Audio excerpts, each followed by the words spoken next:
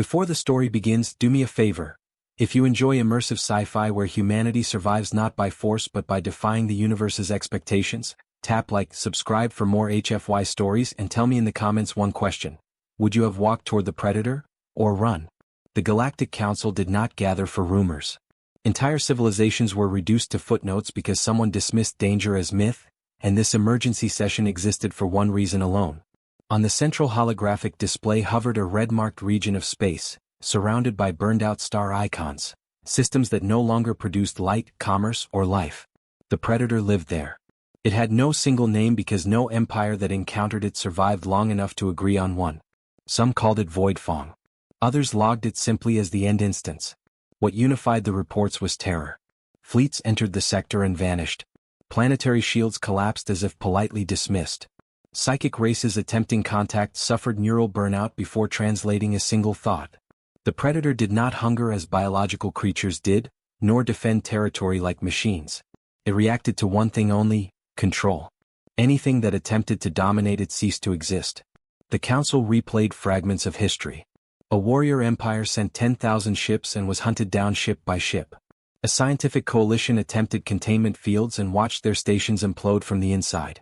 Slavers thought it a weapon worth owning. Their homeworld became a crater so smooth it reflected starlight like glass. No successful encounter had ever lasted more than 15 minutes. That timeline broke when a single human scout ship drifted into restricted space. The vessel was barely armed, its hull scarred not by battle but by distance and neglect. Its designation barely registered among the Council's monitors until long-range sensors screamed warnings that erupted across every channel at once. The ship had crossed into the Predator's territory, engines failing, distress beacon flickering like a dying heartbeat. The Council expected the usual: silence, destruction. Another red star added to the map. Instead, the ship landed. Elias Ward came back to consciousness with the taste of blood in his mouth and the sharp scent of burnt wiring in the air. He was 32, human, and painfully aware that something had gone terribly wrong with his afternoon. The scout assignment was supposed to be routine. Map debris fields, scrub old satellite data, head home. A miscalculated jump and cascading power failure had rewritten that plan entirely. Warning lights flickered across his cockpit, each announcing a different problem he could not fix without tools he no longer had. Gravity still worked. Life support still worked, at least for now. Everything else was negotiable at best. Elias checked external sensors and felt his pulse spike. Something enormous moved beyond the ridge of blackened stone where his ship had skidded to a stop. The readings made no sense. Massive energy fluctuations, biological markers too large to classify, and structural density that suggested bone reinforced by something far stranger. Every emergency briefing he'd ever half-listened to now screamed in his memory. He had crash-landed in the one place no sentient being was meant to be alive. The Predator emerged without drama. There was no roar, no charge, no demonstration meant to inspire fear. It simply stepped into view, and the universe seemed to recalculate itself around its presence.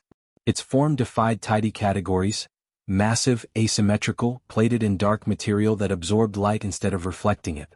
Old scars traced its body, not fresh, but healed imperfectly, as if pain were something it endured rather than avoided. Elias didn't reach for his sidearm. He didn't shout or run. He stood still, hands visible, heart hammering hard enough to make his vision pulse.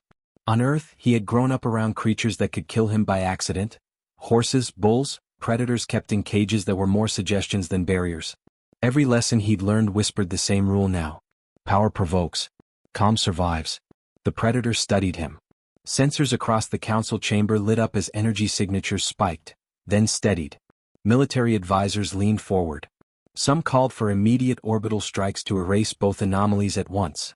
Others froze, unwilling to be responsible for angering the thing that had erased empires. Elias swallowed and slowly lowered himself to sit on the scorched ground. He removed his helmet and set it aside, exposing himself completely. The air was thin but breathable, carrying an undercurrent of ozone and something earthy, almost metallic. He spoke aloud without thinking, his voice unsteady but sincere. "Okay," he said to the thing that could end his species as an afterthought. "I'm stuck. You look hurt. I won't bother you." The Predator tilted its head. No attack followed. No warning blast, no psychic scream, no obliteration. It took a single step closer then stopped. Elias noticed then what the sensors had struggled to interpret: Deep fractures along its flank, a slow, uneven movement that suggested pain carefully ignored. This was not a god. This was a wounded apex survivor. Minutes passed. Then more. The afternoon stretched onward and the galaxy held its breath. When the predator finally lowered itself to the ground across from him instead of tearing him apart, the council fell into stunned silence. For the first time in recorded history, the deadliest entity in the universe had not chosen violence. And it was watching a human quietly, closely, as if deciding what he was worth. Elias became aware of the silence before he trusted it. On every other hostile world he trained for, danger announced itself, predators vocalized, machines hummed, alarms screamed. Here nothing did. The creature across from him breathed slowly, each exhale releasing a faint shimmer in the air, like heat bending light. Up close, it was worse than any sensor reading had suggested and somehow less monstrous at the same time. It was hurt. Badly. Elias could see it now that he forced himself to really look instead of freeze. One limb dragged slightly, its movement stiff. Dark fissures ran along its side, edges sealed but uneven, as if something had penetrated deep and been torn free without care for the damage left behind. This thing hadn't lost fights. It had survived them. The realization grounded him. Predators, real ones, didn't posture when injured. They conserved energy. They watched. Elias shifted his weight slowly, deliberately, and felt every instinct scream at him not to move. The creature responded instantly, not with violence but attention. Its head angled, eyes narrowing, tracking his smallest motion with unsettling precision. He stopped and lifted his hands again, pulse racing but posture open. Easy, he murmured, the word meant more for himself than for it. From orbit, the Galactic Council argued in whispers sharp enough to cut. The feeds told them something their doctrines had never accounted for. The predator was not behaving as a weapon or a force of nature.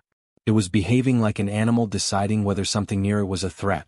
No empire had ever allowed it that choice. Elias waited. When the creature did not advance, he turned his head, slowly enough to be obvious, and glanced back at his ship. The scout vessel's hull was cracked open near the med bay, emergency lighting pulsing weakly. He gestured between the wreck and himself, then toward the wounds he could see. "I have supplies," he said. "I won't come closer unless you want me to." The creature's response was subtle but unmistakable. It did not retreat. It did not attack.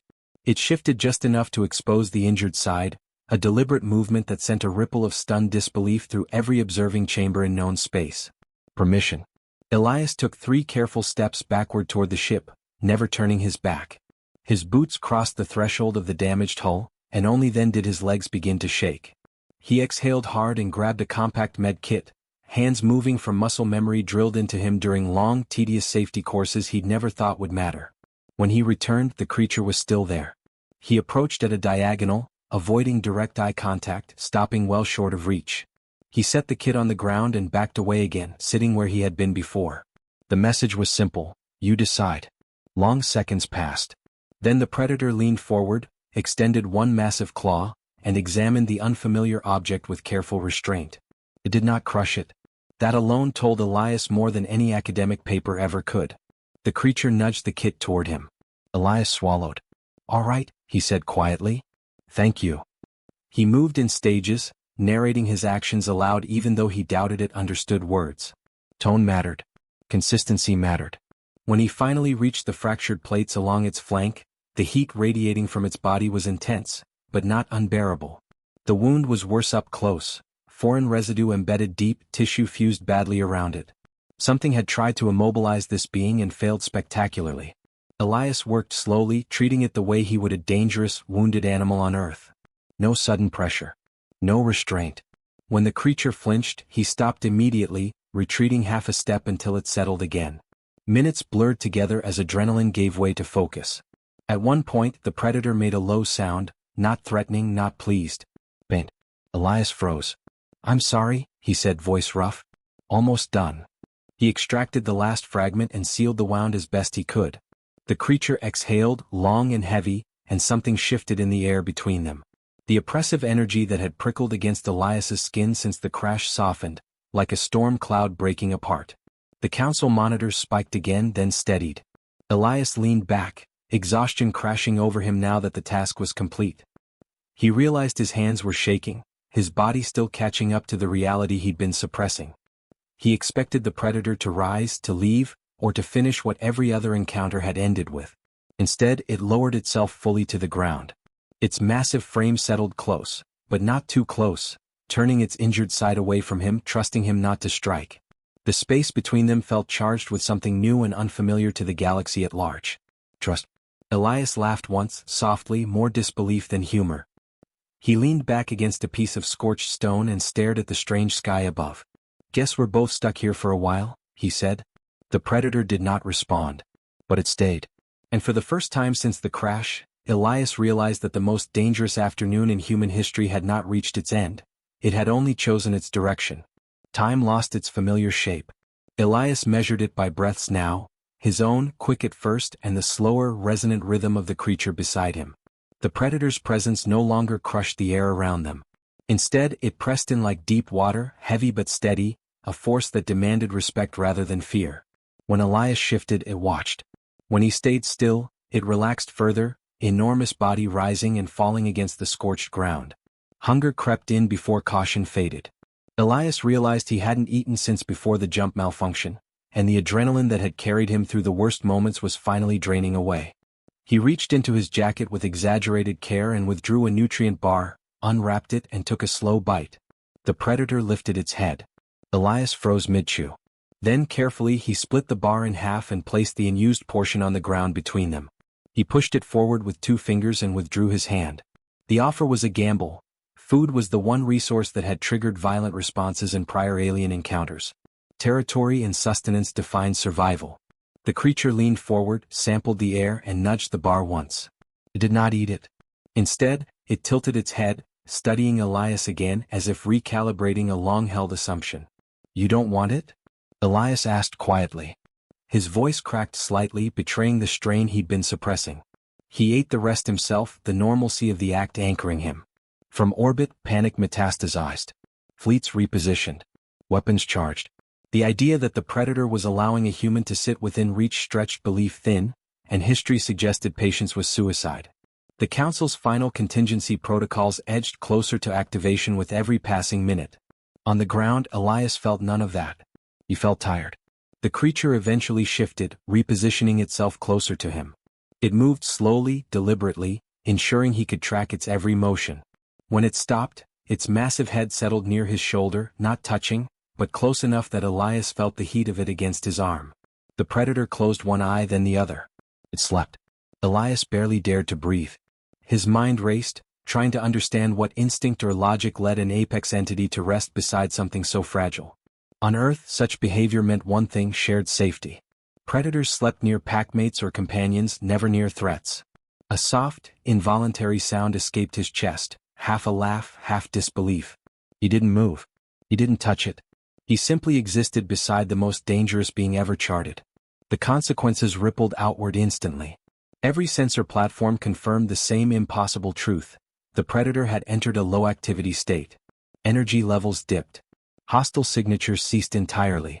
Admirals began shouting over one another, some demanding immediate exploitation of the opening, others insisting that interference now would be unforgivable madness. The argument ended when an unauthorized fleet broke formation and jumped into the system. They were mercenaries, fast, well-equipped, desperate enough to believe that history applied to everyone else. They did not announce themselves. Their containment fields deployed the moment they arrived, massive energy nets designed to paralyze planetary-scale targets. The predator's eye snapped open. Elias felt the shift before he saw it. The air tightened, pressure slamming down on his chest, and ancient instincts told him to move even as he knew he couldn't. The creature rose halfway, muscles coiling, attention fixed on the sky where burning points of light cut through the atmosphere. "Hey," Elias said, voice hoarse, stepping forward without thinking. Every rational survival impulse screamed at him to run, to hide, to obey the universe's long-standing rules. He placed himself between the predator and the descending threat. The creature froze. Its focus snapped back to him, energy trembling at the edge of release. This was the fulcrum point, the instant upon which galaxies tipped. "They don't matter," Elias said even as his hands shook. "I'm not with them." For a breathless second, nothing happened. Then the predator shifted, angling its body so that Elias was no longer directly in its line of fire. It did not attack. It waited. Above them, mercenary weapons locked on. Across space, the council watched history fracture. Elias looked up at the approaching ships, then back at the creature beside him, and felt a cold, sober certainty settle into his bones. Whatever happened next would not be an accident or a misunderstanding. It would be a choice. The mercenary fleet descended in calculated arrogance, ships angling into attack formations perfected through centuries of conquest. Energy fields shimmered into place, wrapping the landing zone in a lattice of suppression designed to crush resistance through sheer technological dominance. To them, the human on the ground was collateral, an acceptable loss eclipsed by the prize waiting to be claimed.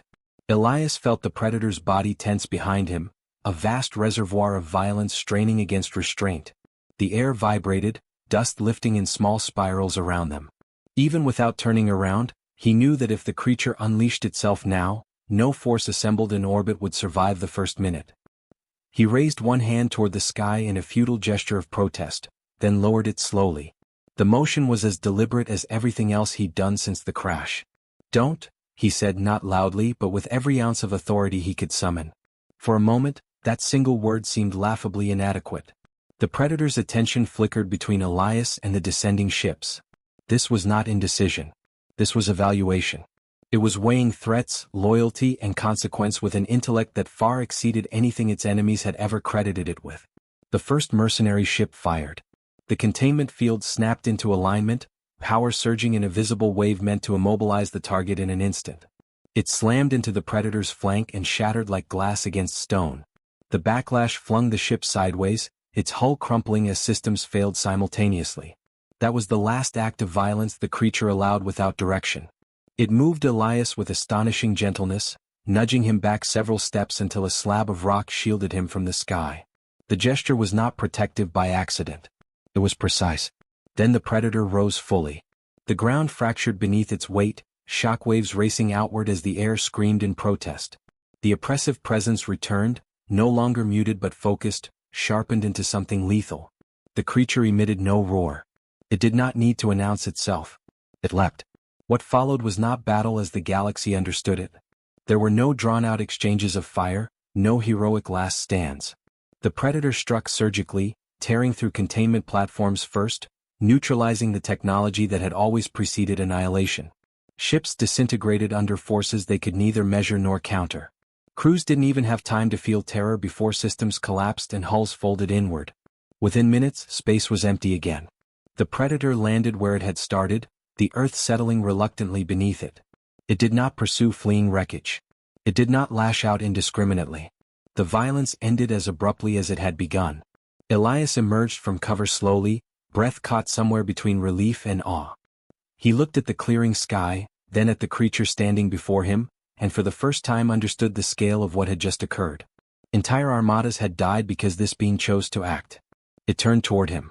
Elias braced himself for an outcome he could not predict. Every bond ever observed between species had fractured under stress of survival, and this moment had pushed the limits of trust farther than any sane doctrine allowed. The predator lowered its head. Not in submission. Not in dominance. In acknowledgement. A tremor ran through Elias that had nothing to do with fear. "You didn't have to do that," he said, voice barely steady. The creature exhaled, a low vibration that resonated through bone and air alike.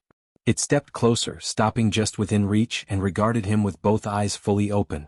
No hostility lingered there. No latent aggression waited to turn. A presence brushed against Elias's mind, not words, not images, but intent. Clear. Singular. Chosen. Across the council chambers, alarms fell silent.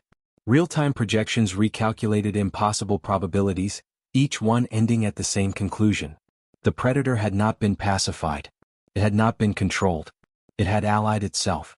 Elias sank to one knee without realizing it, overwhelmed not by submission but by sheer scale. The path ahead stretched outward into unknown territory, terrifying in its promise. Whatever the galaxy had been before this moment no longer existed.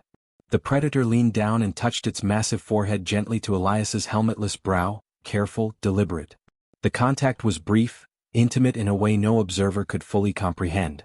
Then it withdrew and turned toward the smoldering remains of Elias's ship. The message needed no translation. Wherever the human went next, the predator intended to follow. The galaxy shifted quietly, almost imperceptibly at first. Entire empires paused in their routines, sensors scanning sectors long thought untouchable, fleets reassessing patrol patterns. Intelligence reports flagged anomalies. A single human now commanding respect not through fleets, not through alliances, but through the loyalty of the deadliest predator ever recorded. Across the void, whispers traveled faster than light itself. Humanity had survived where others fell, and it had done so without a single victory measured in firepower. Elias stood on the scorched plateau, the predator beside him, its massive form a sentinel that radiated power without aggression. Its eyes followed his movements constantly, scanning not the horizon but him. To anyone observing, the message was clear. The predator acted at his discretion. The human had earned its allegiance, and the galaxy would adjust to that truth whether it liked it or not. He flexed his fingers, feeling the residual tension from the battle fade, replaced by something heavier, responsibility. He was no commander, no soldier of renown. He was a scout, a technician, a human who had survived by understanding instincts rather than exploiting fear. Yet here he was, standing as a fulcrum between civilizations and annihilation, the only figure the predator recognized as a partner rather than prey. The council convened again, this time in desperate inquiry. Holograms flared with live feeds of the human and his companion, fleets waiting in orbit, soldiers murmuring over comms. They had debated sending envoys, dispatching strike teams, or quarantining the system entirely. Elias had spoken once through the council's communication line, voice calm and measured. "You don't understand," he said. "You can't command it. You can only coexist. Stop trying to conquer what cannot be conquered or you will lose more than you know." That had been enough. Threats and doctrines meant nothing to a being that had survived entire empires. The predator had made the choice. Loyalty, not fear, dictated the new order. Elias allowed himself a brief glance at the creature beside him. Its attention was scanning the distant stars, a silent guardian against any who dared approach with malice. He saw scars along its flanks still healing, yet the strength in its posture was undeniable. It could annihilate anyone who came near, but it did not. It waited. It observed. And it followed. He thought back to the crash, to the careful extraction of shrapnel from that colossal flank, to the moments of hesitation and trust. It had been the first real decision, the first interaction that had defined everything to follow. Had he been reckless? Perhaps. But the instinct to act without asserting dominance had been the only thing that worked, and it had reshaped the galaxy in a single afternoon. The predator nudged him gently, a reminder that he was not alone in this burden. Elias ran a hand along its armored ridge, feeling the texture of a creature designed to survive everything and everyone, yet choosing to remain with a human. Humanity's role had never been in fleets or empires. It had always been in the ability to think differently, to adapt, to act with clarity when logic and power failed. Across the system, a small mercenary vessel broke orbit, unobserved, thinking to take advantage of the human's apparent vulnerability. Elias noticed it immediately. The predator tensed beside him, muscles coiling like liquid steel. Its eyes locked on the intruder, and in that instant, a silent conversation passed between them. "Not yet," Elias said firmly. He stepped forward slightly, chest raised, conveying authority not through fear but presence. The predator hesitated, acknowledging his judgment, then shifted to intercept the threat with precise, devastating speed. The ship was disabled before it could fire a single shot, systems fried and hull cracked open like paper. The predator returned to his side without ceremony, energy still simmering, restrained by human command. Elias exhaled, realizing the weight of what this meant. The galaxy would not see him as a hero in the traditional sense. He would be seen as a phenomenon, a pivot of power and respect no one could replicate. Entire strategies, empires' doctrines, and fleets were now rendered obsolete because one human had understood something they never could. Monsters, even the deadliest, recognize intention, not weaponry. He looked outward at the stars, knowing they held endless challenges, threats, and unknown dangers. But now humanity had leverage unlike any other. A being whose existence was both terrifying and loyal, a companion whose intelligence and instinct surpassed anything in the Council's archives. He felt an unfamiliar surge of certainty, knowing the predator would act not out of mindless destruction, but in alignment with his judgment, his intent, his values. For a long moment, Elias allowed himself to imagine what this meant for the future. Humanity could expand without fear of conquest from predators beyond comprehension. Civilizations could thrive knowing the deadliest threats were now, paradoxically, allies. The predator's allegiance did not make him invincible, but it changed the rules entirely. As night fell over the barren plateau, stars glimmering like scattered gemstones, the predator lay down beside him once more, its massive body a shadowed presence against the dim horizon. Elias sat, leaning back against the warm ridges of its armor, a silent vow forming in his mind. Wherever he went, whatever threats emerged, he would not command by force. He would guide by understanding, protect through insight, and survive by the principles that had earned him the galaxy's most formidable companion. The wind swept across the plateau, carrying a scent of ozone and scorched rock. For the first time, Elias felt not fear but anticipation, a thrilling sense that everything had changed. The predator had chosen him. He had earned its trust. And in that quiet partnership, the galaxy's balance had shifted in ways no one could have predicted. The horizon glimmered with distant stars, each a possible challenge, each a possible threat, but none could approach without reckoning with the silent sentinel beside him. Elias smiled faintly, a mixture of relief, wonder, and resolve. This was only the beginning. The predator would sleep tonight at his side, but tomorrow the galaxy would learn what it truly meant to face humanity, guided by intellect, courage, and an ally no one else had. And in that knowledge, a new chapter of cosmic history awaited, written not in firepower, but in the quiet bond between a man and the deadliest predator alive.